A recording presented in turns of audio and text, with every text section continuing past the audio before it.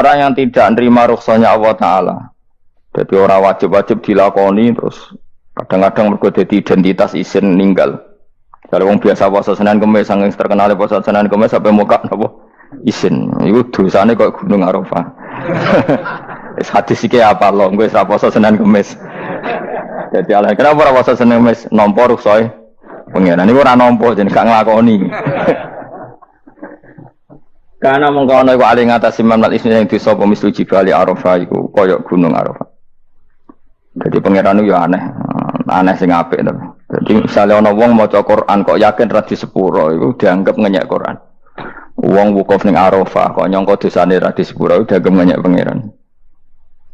Mana ana wong wali iku mergo ndablek. Dene wong ndablek ra wali iku goblok-gobloke wong. Jadi ke daftar wali lewat jalur napa? Ndablek. Tapi potongannya ya tetap ra wali, jenenge serabakan. Dadi wali niku gampang. Dene kok ora dadi wali wis bejane wong. Engko tak terangno carane dadi wali sing gampang-gampang ae. Nek mbok bar Ramadan tak deloke wis masuk ta urung. Nah ora tak sidang nang kok. Ya dadi kan ora dadi wali usul ning pengadilan kudu dimenangno. Rawahu ngene hadis sapa Imam Ahmad. Wasiratu te syarat iku dumatun. Wasiratu tawi siratal mustaqim dumatun peteng. Wasiratu te dalan lagu maring sirat wal yakinu yakin. Wa te kang yakin tahqiqu tasdiki iku benerno barang sing tasdik. Tahqiqu tasdiki iku tahqiq dalam benerno. Maksudnya kamu punya otoritas pemikiran yang akurat. Kanggo benerno bil ghaibi kan barang ghaib. Niki sing dadi ibadah kula nganti ketemu pangeran. Tahqiqu tasdiki iku duwe akurasi benerno. Bil ghaibi lan barang ghaib. Carane bi izalati kulli ghaibin kelawan ngilangno saben-saben sing dadekno kemamangan. Bi izalati kulli ghaibin kelawan ngilangno saben-saben barang sing dadekno kemamangan. Pun kula baleni saking awal wal maqalat Rabi'ah kula terangno ya. An-Nabi Bakrin Siddiq radhiyallahu anhu dawe adzulumatu khamsun. Dawe Abu Bakar kegelapan itu ada 5. Di mergo Abu Bakar wong saleh, nek kegelepane yo luwih akeh. Dadi ora pati apal nek jumlahe akeh ora pati apal. Roe muk pira? 5. Nah, zaman akhir ora terima 5 ribuan napa? Ribuan. Nomor 1 hubud dunya. Seneng dunya. Seneng dunya macam-macam, seneng pangkat, seneng apa saja yang tidak mengantarkan ke akhirat. Iku darani napa? Dunya atau apa saja yang murahan iku darani dunya. Kalau terangno definisi dunia, dunia kata dana ya dunuan. Orang sing ulama nasrib sangka dania terus ditakhfif hamzah jadi daniah terus ditakhfif hamzah jadi ya daniyah terus mengikuti wazan fu'la jadi dunia. Jadi barang sing hina itu jenenge apa? Dunia. Atau barang sing dekat itu jenenge dunia. Kemaknane dunia saiki, dana itu maknane dekat. Akhirat nanti. Sungokno wae kok kowe suwe-suwe paham. Sehingga sesuatu yang tidak murahan, kayak sujud, kayak sedekah, kayak ngaji iku ora dunya. Ini kesaksian akhirat. Sehingga ketika Ibnu Khaldun niku Allah itu ngeritik dunia ya yang perlu dikritik. Bahkan kadang akhirat pun dikritik pangeran, swarga pun kadang dikritik pangeran. Nak wayai baru dikritik, karena ada konteksnya. Ada apa? Konteksnya. Misalnya begini, saya punya kitab namanya Khilyatul Auliya atau Baqatul Asfiya. Saya sampai sekarang belajar kitab itu terus. Ini sekitar 14 jilid. Ini kitab indukan Ihya. Saya berkali-kali ngomong di mana-mana. Imam Ghazali dalam hal mana Kibul Akhyar, sejarah orang-orang pilihan itu nginduk kitab nama Khilyatul Auliya itu 14 jilid. Dalam ilmu tasawuf beliau nginduk kitab jenis Qutil Qulub, ini karangannya Abu Thalib Al-Makki. Dalam fikih tentu beliau nginduk gurunya Imam Haromen. Dan memang kitab itu harus nginduk, kalau tidak namanya mukhtarik, bikin-bikin. Memang syaratnya ulama harus muttabi, dia hanya pengikut, tidak boleh kreasi. Kalau kreasi namanya bid'ah, bid'ah. Kalau terang, di situ ada cerita ada seorang sufi bodoh. Ngeritik dunia entek ngamak. Dunia wis ora ono benere, dunia ku nggon batang, pokoke dunia ku jifah batang. Sing berebut batang ya siap-siap rebutan mbek asu, pokoke ngomong wis tok ndi-ndi. Sayyidina Umar itu agak tersinggung dengan makalahnya orang sufi yang bodoh ini.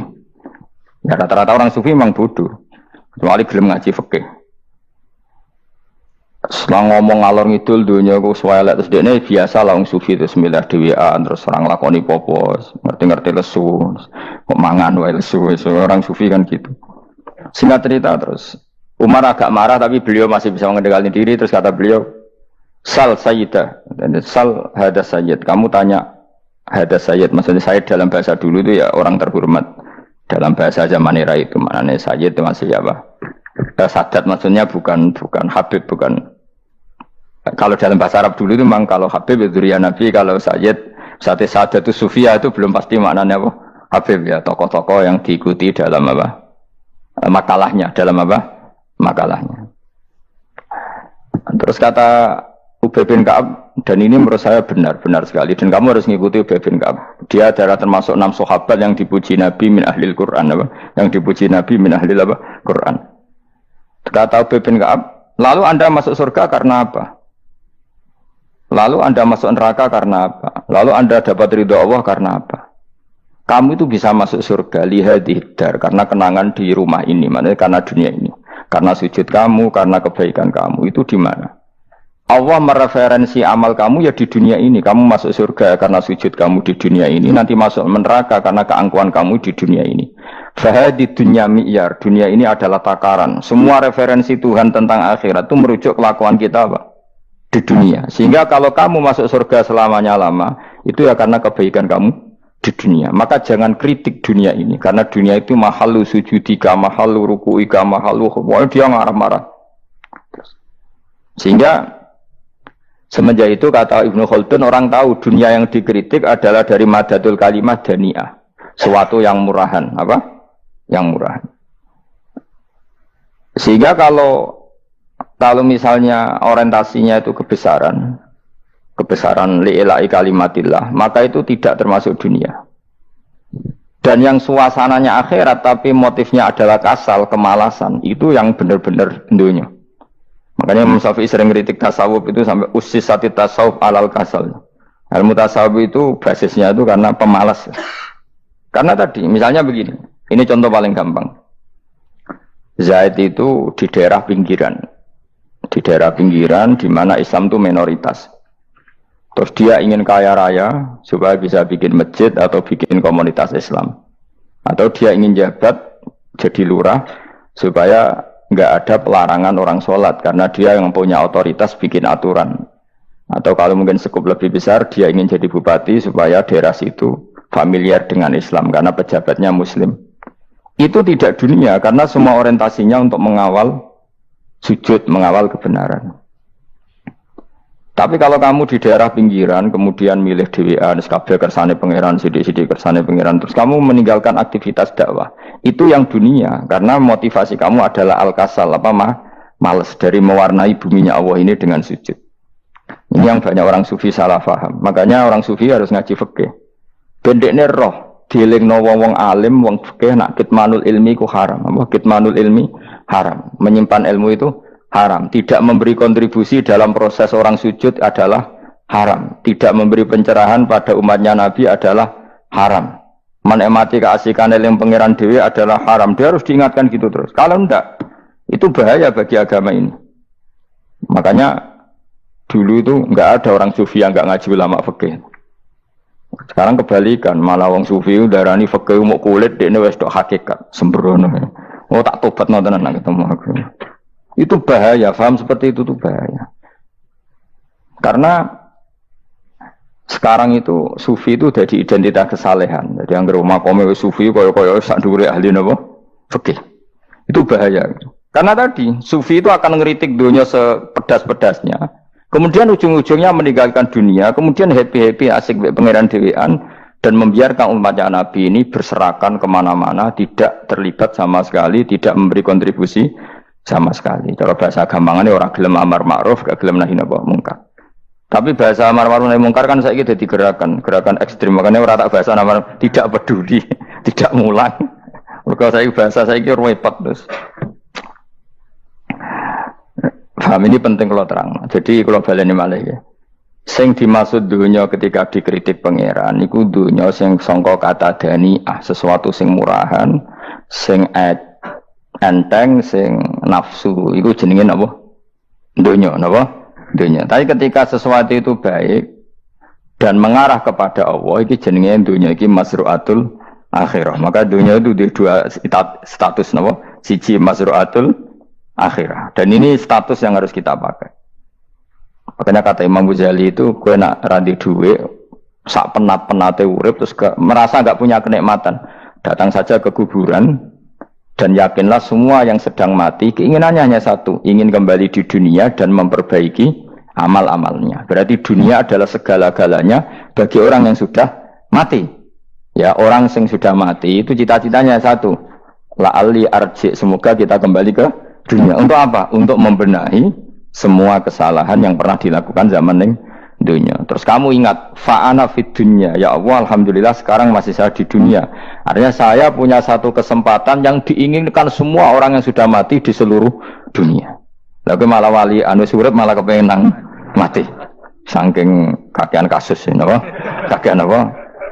Kakean kasus. Makanya di sini sirinya para rasul, para nabi itu sering donga Allahumma tawil umrona, sehingga banyak orang soleh mendoa supaya panjang apa? Umur. Itu karena pas itu yang hadir adalah dunia dengan makna masruatul akhirah. Tapi ada juga wali dan nabi kadang-kadang donga, ya Allah, jika sebaiknya saya mati, mati saja. Itu ketika tergambar dunia yang sudah murahan, yang sudah arogan, yang sudah tidak jelas. Maka dunia ini punya dua status sekaligus. Jika prospek bagi Anda untuk masruatul akhirah, maka nikmati senikmat-nikmatnya. Tapi jika bagi Anda ini sudah menjadi ladang maksiat apa-apa, maka jadikan dunia ini tempat tobat. Karena akhirat itu nggak ada apa-apanya dibanding dunia. Jadi akhirat itu hanya mereferensi dunia, apa? Mereferensi dunia. Ini penting kula aturno. Kadang-kadang sufi ku menyen goblok ora iso ngaji. Dia nganggep dunia sampai akhirat itu penting akhirat, tapi cara maknaninya salah. Lho kowe nganti ning akhirat mlebu swarga itu karena apa coba? Amal zaman di mana? Di dunia. Berarti penting mana dunia sama akhirat? Penting dunia karena akhirat mau efek, apa? Efek dunia ini yang pokok. Apa dunia ini yang pokok. Kalau Allah kan cara ngendikan tidak seperti itu. Allah cara ngendikan gini loh. Akhirat, maksudnya walal akhiratu khairul laka minal ula gini. Sesuatu yang berorientasi akhirat dan kemudian menjadikan kamu nyaman di akhirat itu khairul laka minal ula, itu lebih baik ketimbang dunia. Ora kok kowe nak ning dunia nak sepemelek ning akhirat apik ora ngarang ngono, nak ning dunia melek ning akhirat luwih parah. Kayak melaratem cek ngene iki kan. Tapi kan cek iso ngopi, cek iso mangan tengkleng. Coba ning akhirat gak iso blas. Dunyel-nyel malaikat ngawur. Gayamu bareng melarat iso ning dunia lara lah nak ning akhirat penak. Aku yakin ora luwih lara, tak jamin. Ngeraine kan ketara nak keliru omongan aku ning dunia lara lah sementing nak akhirat penak itu ndak bisa. Kowe nyifati dunia nggon lara iku serapati ridho mbek pangeran. Berarti ketika iso ngopi ra syukur, ketika iso mangan ra syukur, anane nyifati dunia lara. Berarti rapati ridho mbek pangeran. Malah dibles-blesno sebenarnya. Pemenang nak pengurus akhirat aku tak tekek. Cuma aku lho pengurus ora sebenarnya. Tapi gak ada rencana daftar jadi panitia apa? Akhirat. Tapi kira rata syafaat dia ambiarno karena ini penting kalau terangno. Makanya Imam Syafi'i masyhur makalah beliau tentang fikih dan tasawuf itu. Nggih saya kutip ya, dan saya memang saya hafalkan terus makna teman. Faqihan wa sufiyan fakun laisa wahida fa inni wa haqqu wa iyyaka ansahu. Terus kata beliau mensifati orang fikih fa hadza qasin lam yazuk qalbuhu tuqa wa hadza jahulun kaifadul jahli yasluhu. Itu masyhur. Di dunia ini identitas di dunia kita, dunia ulama itu hanya dua. Kalau enggak sufi ya faqih. Kamu jangan jadi salah satu. Faqih adalah orang sing qasin, itu qalbuhu qasin, hatinya itu keras, atine atos. Lam jadu qalbuhu tuqas, gak ditakwa blas. Wong faqih ora ditakwa blas, gak diempati blas. Tapi orang sufi itu hada jauh ini malah geblek blas, malah parah meneh. Sing sitok atos atine sitok geblek dari Imam Syafi'i. Kena protes Imam Syafi'i aja protes aku. Kenapa begitu? Misalnya gini orang fikih. Kalau bapak nyontohkan tuh gini. Orang fikih itu punya aturan. Misalnya kalau rukuk tidak begini nggak sah. Sujud kalau nggak begini nggak sah. Sholat kalau tidak begini nggak sah. Oke, aturan itu baik. Tapi punya keangkuhan berpikir. Misalnya ada orang desa terbelakang, misalnya di pedalaman Gunung Kidul, Kulon Progo. Ada orang yang ditobatkan orang-orang sufi. Orang sufi itu ya saya untuk goblok-goblok itu, misalnya nobatkan. Enak wae wong fakir melok nobatno tapi tahu-tahu bilang ini sholatnya nggak sah, rukuknya nggak sah, Fatihahnya nggak sah. Jare sing sufi, wasem maneh nobatno ora iso sholat apa ora disahno. Si sufi ya goblok pisan, ketika ngawal si ajudannya tadi sholat, nggak dikawal. Sehingga banyak aliran di Jawa sholat ala kali Joko ya ono Fatihah mau meneng tok. Sitok sujud tok. Jadi ini sitok atas hati ini ora gelem bina tapi muni rasa. Sitok goblok ora tahu nerusno pembinaan. Akhirnya ya mandek ning satu kesalahan dan diwaris ya bergenerasi-generasi. Makanya kata Imam Syafi'i itu sitok goblok, sitok atas hati ini. Jadi kamu jangan jadi salah satu itu. Makanya kamu aman karena kamu tidak sufi ya, tidak fakih. Makanya nggak masuk, nggak masuk yang dikritik Imam Syafi'i. Kamu sufi ya ndak, fakih ya ndak. Makanya kalau Imam Syafi'i ngeritik itu, tapi alhamdulillah saya tidak dua-duanya. Ya ndak sufi, ndak fakih. Karena orang sufi itu kalau ditelusuri itu memang kesalahannya terlalu banyak. Kecuali dia mau ngaji fikih. Kenapa? Kecuali dia mau ngaji fikih. Kayak tadi misalnya, sampai Imam Syafi'i zaman itu duka yang menghentikan usisat tasawuf alal kasal. Ilmu tasawuf itu dibina itu berdasar kemalasan. Loh, saya punya teman sufi banyak. Saya ini kiai loh. Punya teman sufi banyak. Tekon nggon kula Gus donya rusak, sementing sakniki wis ngatah-atahno istighfar. Memangnya kita bisa diistighfari pangeran, disepuro pangeran ketika kamu orang alim ndak mulang? Memangnya kowe iso disepuro pangeran ketika kowe sugih zakat? Memangnya kowe iso disepuro pangeran wis kere ra nyapu masjid teko Jumatan? Bareng rokok itu usep-usep ning pojok masjid bar mulai. Enak weh. Ana keran coplok is dibarno. Memangnya kamu bisa jadi orang miskin seperti itu kemudian dimaafkan Allah? Tidak bisa. Kamu harus terlibat dalam proses sholat. Wis kere ya urun gawe keran, misalnya orang ngono urun masjid ya nyapu-nyapu, sing sugih urun dhuwit, sing alim urun mulang. Kok enak? Dunya anggap rusak terus kabeh dhewean. Menengi sampean ke dhewean neraka ora tak baturi ya ngono. Tidak bisa, sufi seperti itu tidak bisa, itu kriminal. Malah Imam Syafi'i dalam satu makalah besok tasawuf, awan serondok ini. Saking ekstrimnya beliau. Nah, kenapa Imam Ghazali muji orang sufi? Kitab-kitab risalah Qusairiyah muji orang sufi itu sufi-sufi yang kayak kue. Sufi-sufi yang belajar fikih, napa? Sufi-sufi yang masih mau belajar fikih. Kok enak? Jadi sufi itu maknanya sidik-sidik. Zaman wis rusak itu tidak seperti itu. Nak rusak ya amanat pengiran kon melok dandani. Nah, ketika kena didandani sebetulnya nggak masalah, kan ada alternatif. Misalnya gini, ada mobil rusak nggak bisa dipakai. Memangnya mobil hanya itu. Kan ada mobil yang lain itu jenis fakih. Ini enggak, kamu punya pemimpin hanya 2 atau 3 lah, biar nggak nyindir. 3 atau 4 lah. Ketika 4 ini orang ini gagal, seakan-akan Indonesia gagal. Memangnya Indonesia hanya punya orang 4 itu, goblok sekali kita berpikir gitu. Segoblok-gobloknya apa? Memangnya Indonesia itu milik siapa? Kenapa kamu menggantungkan sama 1-2 orang, 3-4 orang? Gampang aja cari alternatif. Terus, tapi kan harus lewat pemilu, khusus ngenteni pemilu 5 tahun cepat. Mustafa Rohin jokno jadi calon presiden. Nah, kemudian jadi negara tahlil. Karena dek Nabi ya, ngomong ekonomi ya ora iso. Ngomong wisata ya haram, ngomong budaya haram. Ngomong badan usaha milik negara ya ora roh dene. Lemene langsung dibagi-bagi. Tapi kelirunya kita selalu begitu. Ketika kecewa sama pemimpin, seakan-akan dunia ini tergantung pemimpin itu. Mana ada dunia ini dipasrahkan sama makhluk oleh Allah. Dunia ini milik Allah, nggak pernah dipasrahkan makhluk. Bahkan kiai mati pun nggak ngefek pada agama. Dulu sahabat meninggal agama jalan, wali songo orang-orang pilihan meninggal agama jalan. Karena Allah tidak ridho dunia ini, agama ini, dunia maupun agama dipasrahkan sama seseorang. Allah yang mengurus dunia ini. Apa nak konglomerat mati terus uang melarat kabeh? Enggak kan? Apa nak wong soleh mati terus wong bejat kabeh? Enggak. Allah yang mengurus agama ini, mengurus dunia ini. Saking goblokem, nak ono kecewa mek makhluk ini. Terus ya Allah, terus seakan-akan dunia ini runtuh. Ono pegatan sakake saya kira ono sing lanang. Banyak orang pegatan terus untuk bojo luwih apik. Bojone mati sing wedok malah makmur akeh to ora. Makanya pangeran anggap manusa iku entek-entekan. Allah nate ngendikan gini masalah pegatan. Unik ngendikan pangeran. Ya rodok manekno wong pegatan. Wa iya tafarraqa yughnillahu kullam min sa'ati. Kamu tidak usah takut dalam suami istri itu bercerai. Wa iya tafarraqa, jika dua suami istri bercerai, yughnillahu kullam min sa'ati, bahkan satu-satunya per satu dari kedua mempelai ini bisa dikasih lebih kaya. Banyak enggak wong pegatan terus akhirnya lebih makmur. Dan kenangannya untung pegatan Mas dhisik aku untuk bojo sing dhisik wis. Aduh, selemu goblok. Enggak sing lanang karena bosen dijudisi ngono, untung saiki bojo konak bojoku sing dhisik. Banyak enggak orang pegatan kemudian kenangannya itu baik sama yang sekarang. Dengan yang lalu mau ngerutu tok, banyak enggak? Banyak. Dulu kita punya pemimpin yang cakap, yang otoriter. Zaman itu pun di demo. Coba kita ini kan mulai dulu anggar di pemimpin di demo kok cek urip pantas di demo kan es mati digo kelangenan. Kelakuan kok ngono. Mulai dhisik nganti saiki. Kiai juga gitu, zaman urip dikerwiti, kok bareng mati kiai penggantinya dikritik ora koyok kiai dhisik. Iku ora ya coba 66 Pak Karno dikritik, orde baru diurus gitu tuh. Nabi yang ngono mangsamu presiden tok. Nabi ku kan mukjizat iku ngaji.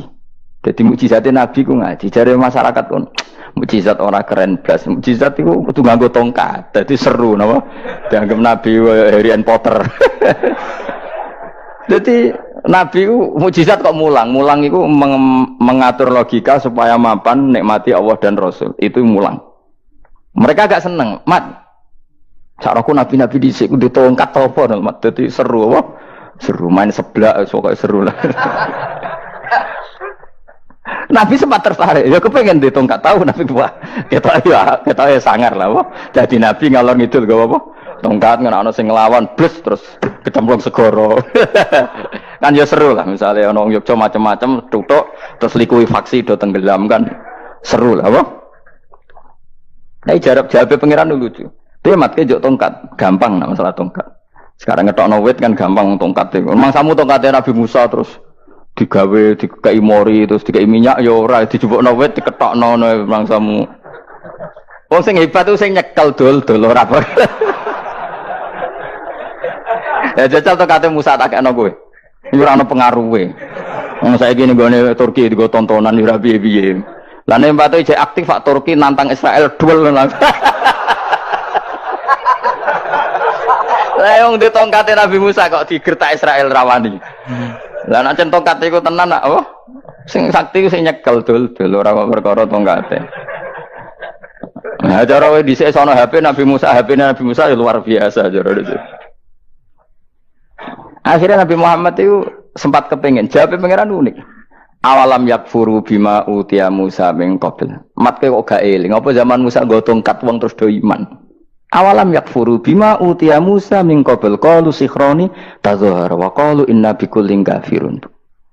Apa zaman Nabi Musa itu terus wong do iman? Ya tetep komentar dari tukang sihir. Padha wae, Mas. Nggo mukjizat ora padha wae wong nak tre berdua ya tetep berdua. Zaman Pak Karno sing tukang ngeluh ya ngeluh, zaman Pak Harto tukang ngeluh ya ngeluh, zaman Mega sing tukang ngeluh sampai saiki sing tukang ngeluh ya wis nggo kegiatan. Kiai yang ngono. Kadang ada kiai saiki misalnya Surabaya zaman Mbak Arwani, Mbak Zubair. Memangnya zaman Mbak Arwani wong Kudus ngaji kabeh. Mangsaku ya kelakuane wis ngono-ngono wae. Misale kula ya kadang ya wong komentar. Gus Bae ora kaya zaman Bandur Salim. Lah aku wis dididik bapak, zaman Bandur Salim apa wong ya ngono. Engko bapak zaman Bandur Sam apa ngono sampai zaman Basunan Bunang misal. Ayo jajal. Masa wong Yogyo saiki ora kaya zaman Bali Maksum Mbah Munawir. Memangnya zaman iku wong ngaji kabeh. Yudak juga kan sarahku kiai nak ngaji sing ngaji wong ngono-ngono iku pancet wong iku. Itu pengalaman. Mulane ketika Nabi Muhammad kemudian dimujizat ke Nabi Musa jawab pangeran awalam yakfuru bima utiya Musa min qabl. Apa zaman Musa terus do iman mat. Padha wae engko masuk go tongkat ngalor ngidul ya. Biasa wae mat. Gak usah mujizat-mujizatan mulang wis enggak ada. Lho kula lho mau tawani pangeran mukjizat kok sengkare Musa. Kula mboten purun. Ya perkarane kok malah lucu. Nabi kalor ngidul go tongkat. Nabi Musa itu kate biasa kan, sing kodang ku wonge. Lah saiki ejek ning Turki. Nek kata tenan jek top Israel tuntas ya. Suwabet terus likuifaksi tutup suwabet meneh dadi negara bebas wong Israel. Terus Rajab Tayyip manggon kono. Iku aneh-aneh iki. Makanya penting, yang dikatakan mukjizat yo ngaji. Ngaji itu bisa membentuk yakin. Yakin itu bisa membentuk tahqiq. Nah caranya yakin gimana? Tak warai kan, ben dadi wali. Wali sing jalur ilmu, jalur melarat wis kowe luwih iso lah. Wali ku jalur akeh. Alim ya iso dadi wali, zuhud dadi wali, melarat ya iso dadi wali. Syaratnya ridho ora kepengin sugih.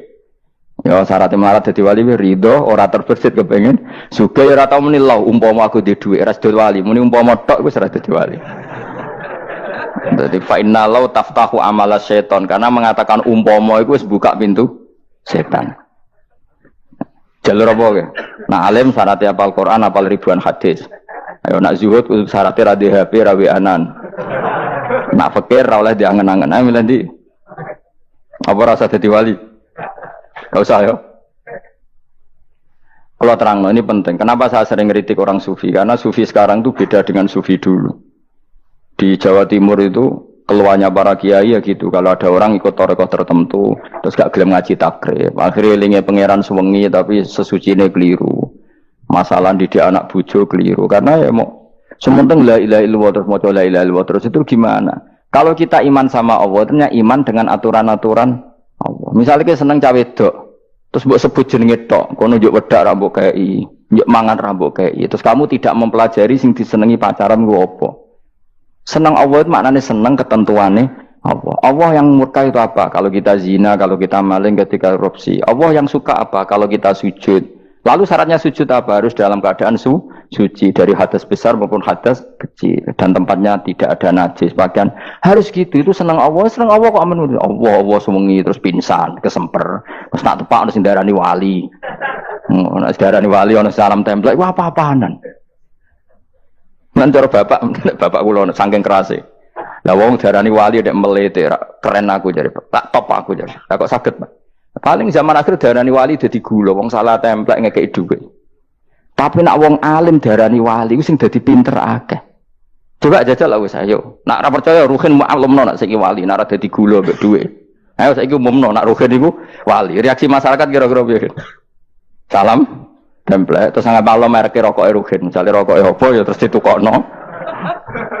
Tapi umat dapat apa juga? Tapi ketika orang terkenal alim, umat dapat banyak karena bisa ngaji, carane sesuci piye, carane zakat, piye yang wajib zakat apa saja, carane dekat. Tapi saya gak wali kalah mbek apa wong alim kalah mbek wali. Kula niki diceritani Gus, kula nek wong alim Gus, jejer mbek wong terkenal wali kula harus salaman beda nih. Ya akhirnya melarat salam. Maksudnya salaman kok ana maknane ning Jawa Timur. Ora usah diterangno maknane opo. Wah kere. Wah kowe padha wae wong alim kok kasut to. Nek kasute perkara hasile iku. Iku ya sarap pisan padha wae. Sing kanca kula niku sing. Tapi sebenarnya kita harus jadi pelajaran. Kalau ingat Allah itu ingat aturan-aturannya Allah. Terus keling Allah suwengi terus piye? Allah bikin aturan, kamu sewengi ning masjid itu ketentuan fikihnya kayak apa? Kalau istri kamu sakit, anak kamu sakit, kamu wajib ngurmat anak bojo dan itu juga perintah Allah. Terus eling Allah dulu nggak ada zaman Nabi seperti itu. Nabi itikaf sungi ning masjid terus pikir wiridan, ya mulang biasa. Wiridan sekadarnya, habis itu Nabi yang ngajar biasa.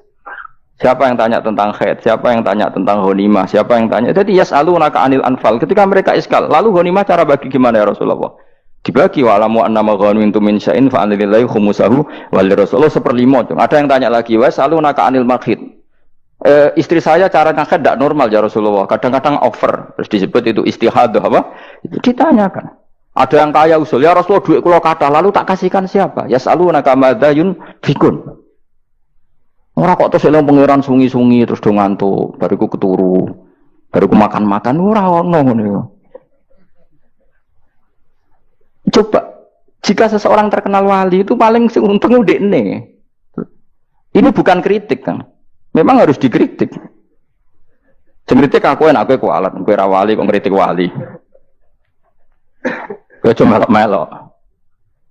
Karena apa? Kita ini syafaqatan li hadil ummah, kita kasihan umat ini mencintai kiai, kemudian tidak dapat apa-apa dari kiai itu. Caranya apa ya? Kita mulang. Makanya Rasulullah itu masyhur kan di sebuah hadis, sama cari di Muqaddimah Majmu', di Muqaddimah Ihya, hampir semua kitab ulama top itu menyertakan hadis ini. Nabi ke masjid, ada satu kelompok yang nangis-nangis dungu, ada sekelompok yang mulang fikih. Mulang itu yes, iki halal, iki haram, iki sholat begini nggak sah ini. Pokoknya mulang aturan-aturannya pangeran. Nabi ngadeg. Kemudian Nabi bilang gini, kilakuma ala khairin, dua kelompok ini sama-sama baik. Tapi apa yang terjadi? Amma haula fayatuna waha, mereka adalah kelompok-kelompok yang minta sama Allah, insya'a ajaba wa insya'al la. Kalau Allah mengendaki ya disembadani, kalau ndak ya ndak. Tapi ini kelompok yang membicarakan hukum-hukumnya pangeran. Pasti Allah ridho. Wa innama bu'istu mu'alliman. Memang sing jenenge Nabi itu untuk mengumumkan halal haram. Maka Nabi terus ikut yang kelompok belajar tadi. Karena yang dikatakan coba Nabi diutus jadi Nabi itu apa? Saya tanya. Bikin aturan. Caranya tawaf ke Ka'bah begini. Dulu tawaf itu wudu. Dulu tawaf itu bawa hubal lata. Dulu tawaf itu dengan penuh kemusyrikan. Nabi datang, cong tawaf itu aturannya gini. Enggak boleh ada yang berbau syirik. Caranya tawaf 7 kali. Baca kalimat ini. Sa'i juga gitu. Dulu yang namanya sa'i itu setar megang berhala Isaf. Nanti di Marwah megang Nailah. Setarnya gitu. Dari kesirikan ke kesirikan. Terus Nabi datang. Enggak boleh megang Isaf dan Nailah. Harus dibongkar. Dimulai dari labbaik Allahumma labbaik la syarikalah. Innal hamda wa ni'mata laka wal mulka la syarikalah. Itu Nabi. Sehingga saking ekstrimnya, sahabat itu dulu enggak mau disuruh sa'i.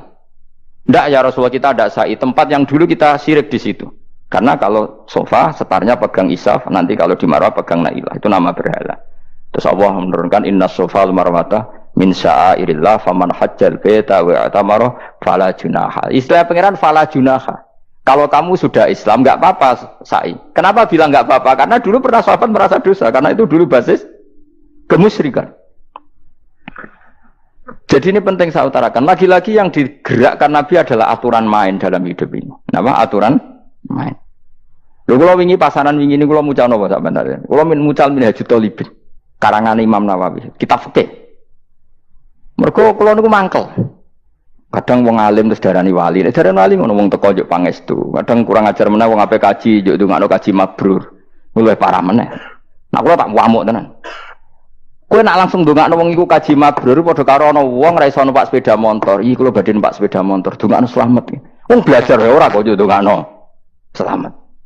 Mesti ini aku takut sik carane numpak sepeda motor piye lagi yo ndongakno selamat. Wong ngisi soe ra mesti selamat. Iki rong iso pun. Ya iku lho badhe numpak sepeda motor ndongakno selamat. Aneh gak pertanyaan seperti itu? Permintaan minta selamat ketika kamu tidak bisa naik motor itu aneh gak? Aneh. Kalau kamu mau haji takut sik syarat rukunnya haji, baru minta didoain haji mabrur. Ini ndak masyarakat tahu-tahu minta haji mabrur. Oh nak tonggo kula tak piso itu. Untung ngomong Rembang rawat tak kula. Dadi ana sing wani. Agar mereka kaji, Gus kula badhe kaji supaya sah piye Gus. Tak ulang. Tak ulang tenan iki. Selain tentu belajar di manasik. Paling tidak dengan fatwa seperti ini orang terbiasa nak tekone manasik ku dirungokno. Napa? Kadang ya ora tekone manasik ngantuk tok. Itu tidak bisa, harus diwarai. Misalnya tawaf dimulai dari Hajar Aswad dan usahakan menjauh dari Ka'bah 1 meter atau setengah meter. Karena kalau terlalu mepet Ka'bah, takutnya tadi nginjek pondasi Ka'bah. Jadi tidak ngitari Ka'bah tapi tawaf di atas Ka'bah. Kedua, kalau terlalu dekat, kiswah Ka'bah itu mulat tokah bitit. Kiswah Ka'bah itu penuh dengan minyak. Dan kalau terlalu dekat menyentuh, padahal orang ikhram itu enggak boleh nyentuh kiswah. Jadi harus diterangkan. Kok malah kaji marugih kalau gitu terus dongo nangis. Belum nangis servisnya akeh. Itu apa-apaan? Mau dibawa kemana agama ini? Kemudian sing juk dongo sugih iki nangis tenanan oleh nyangone luwe akeh. Nah cara bapak nangis itu seruwet zaman. Ora usah nangis-nangis anak dadi kiai. Pokoke ulang nek ra gelem wis ben ngono. Tobat sing ngene tobat yang marah ini utek ngene iki marah. Coba contohkan analogi hal yang gampang. Ono wong ra iso numpak sepeda motor, datang ke kamu minta didoakan selamat, aneh ndak? Urutannya ya belajar apa? Sesuk ono wong ra iso salat, ih dongakno salat kula niku makbulah. Makbulah mbahmu. Takbir ar-Fatihah ar ya kabeh itu ono urutane. Itu ulama. Jadi makanya Rasulullah hanya gabung sama yang mualliman, yang guru. Dan ketika awan nyifati Rasul itu apa coba? Rabbana wab'ats fihim rasulam minhum yatlu alaihim ayati wa yuzakkihim wa yu'allimuhumul kitab wal hikmah. Rasul itu sifatnya yang diulang-ulang pangeran itu yatlu alaihim ayatika, membaca ayat-ayatmu. Artinya apa coba? Mulang kan? Wa yuzakkihim, membersihkan akhlak-akhlak mereka. Artinya apa? Mulang kan? Wa yu'allimuhumul kitab wal hikmah. Artinya apa? Mulang. Nabi itu disifati dalam satu ayat itu gayanya ada sampai 3 kali sifat, tapi maknanya mulang kabeh. Yastu alaihim ayatika artinya apa? Membacakan ayat-ayat Allah artinya apa? Mulang kan? Wa yu'allimuhum artinya apa? Mulang. Wa yuzakihim bersihkan mereka, membina artinya apa? Mulang. Makanya saya pernah ketika tawaf anak-anak sarang yang idolakan saya itu, Gus saya ingin di depan multazam jenengan berdoa. Saya yang amini karena doa jenengan mustajab. Ngaji sih, nah ngaji kok tak dengar, nah eling, nah orang yang Gus. Ya Gus oke jam 2 malam kita di atas tingkat 3 kalau nggak salah pas itu di Mekah deh. Ulang Bukhari Gus, kalau ngaji Bukhari begini, ya tak ulang. Jam 2 saya ngajar sampai subuh sekitar 2 jam. Habis itu lagi donga tengah multazam. Kalau donga sederhana Gusti, bocah-bocah niki mugi-mugi wonten gunane teng umati Rasulillah, purun mulang mboten kedunyane, amin ya amin. Padahal di antara mereka ketok ana sing donga kepen rabi, berkata wis tuwa. Ayo kula dongane ya Allah. Ini di depan multazam semoga anak-anak ini manfaat umatnya Kanjeng Nabi purun mulang, purun napa-napa teng masyarakat. Wis iku tok amin amin pun bareng. Karena itu yang saya bisa tanggung jawab di depan Allah Subhanahu wa taala. Coba kamu berani enggak di depan Allah terus ke ngomong dunia. Karena hanya mulang yang bisa mengantar manusia mencintai Allah dan Rasul. Coba barokahnya kabeh kiai darani harame zina. Berapa juta orang yang tidak berzina gara-gara dawe para kiai nak wong zina sok ben dakare dikewetok, virgine ditunjuk malaikat. Entah cara ngulang gimana, cara tahdzir gimana terserah gayanya kiai masing-masing. Mungkin Mustafa nyontokno payudara di guanto, wong dene jorok penyerot. Dadi nek roken duwe pinter meneh dakare apa dikewetok. Barokahnya tahdzir seperti itu berapa juta orang yang kemudian tidak zina. Berapa orang nggak jadi rentenir gara-gara cerita para kiai? Berapa ribu juta orang yang nggak bodoh nih mergo apa jadi ilate itu apa digunting malaikat. Ini kan sudah kebaikan yang sudah masif. Kenapa tidak kita tiru? Lalu ada gerakan uang tekone masjid sudah jeleng Allah tok terus gak jelas ilingnya itu perkara apa? Kalau itu selingan nggak apa-apa Kang ya 1 jam, setengah jam. Liane itu ya tetap dibelajarkan halal. Ya, tapi kalau mereka bilang, lah tapi kalau buatan sakit ya nyewa kan orang nganggur-nganggur ruhin Mustafa kan iso disokon mulang mabadik fikih. Ojo nyewa aku wis kiye gede larang. Ini kan murah 200.000, 300. Lho kula ora narep lah wong kan wis rawani nyangoni sithik. Jare Mbah Mun resiko gak seneng kiye gede. Wis salami templek kadung ra pantes. Salami sithik lho kadung gak pantes. Mulane jane kiai ngundang kiye cilik ah, kiye gede resiko. Ya misalnya mulang fikih ngongkon aku, wong wis sepakat. Nah, kowe kan sangoni 200 kan pantes kan ya? Kowe piro, Mas? Nyoro, malah jare bangun kiai cilik iku tak bangel sugih. Karena kiai gedhe wong nyalami templek sithik ya isin. Nek kiai cilik iku ya biasa wae. Padahal sing iki luwih butuh. Ya sakit nek kiai cilik wis sakit. Tapi salah ilmune ra ngontapi akhirnya ya wis tok kono wae makome wis kono. Ya saya ulang lagi ya. Makanya kritik kita pada sufi itu bukan karena kita benci orang sufi enggak. Kecuali mereka mau belajar fikih. Dulu itu biasa ulama top sufi ngaji kiai fikih itu biasa. Kiai fikihnya yang ngaji ulama. Dulu kan Imam Syafi'i sehebat itu kamu kira enggak ngaji tasawuf? Ya ngaji ya biasa sama teman-temannya tasawuf kecil-kecilokan. Sama tak cerita Imam Syafi'i itu punya teman dekatnya Mas Syaiban Ar-Ra'i. Itu enggak kecil-kecilokan fikih lucu. Dia rasa tersinggung sebagai partai fikih ya rasa tersinggung biasa. Imam Syafi'i itu sering dolan ngene Syaiban Ar-Ra'i. Dia ulama sufi. Sampai muridnya gremeng, mislu katas al-hadal badi. Sak jenengan takok wong desa ben. Jadi Imam Syafi'i ben. Takok aneh kan. Mata taqulu fi zakat. Zakat cara kowe piye? Dan Habib Umar Hafid itu suka mengutip perdebatan Imam Syafi'i, dialog Imam Syafi'i dan Syaiban Ar-Ra'i. Saya juga suka karena saya sering melihat itu di Ihya di beberapa kitab ada. Mata taqulu fi zakat. Zakat menurut kamu gimana? Ala madzhabi aw ala madzhabi. Menurut madzhabku apa madzhabmu? Jare Imam Syafi'i. Ya cara madzhab apa? Lah madzhabku wis roh dhewe. Lha apa tak kok kowe? Ya rada cangkem elek tapi lucu, Dur. Nak cara aku ya zakat itu wajib kanggo sapa wae, cek kere, cek sugih ya kabeh wajib zakat. Lah terus aturane pangeran piye? Mosok wong kere wajib zakat. Lah apa melarat mesti dunyane halal. Ya iya sih, tapi yo mosok wajibna zakat. Ya jare tak kok.